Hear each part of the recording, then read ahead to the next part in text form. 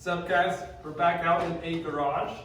Mr. CJ got me a new silencer for Christmas. We're going to throw on this Turbinecore, so we're legal here in Utah with the spark racer in. Technically, I need an Idaho too, but don't tell anybody. So we'll pull the silencer off, do a quick sound test with it on, with the old one on and then the new one on, see if we can tell any difference, and then just slap it on there.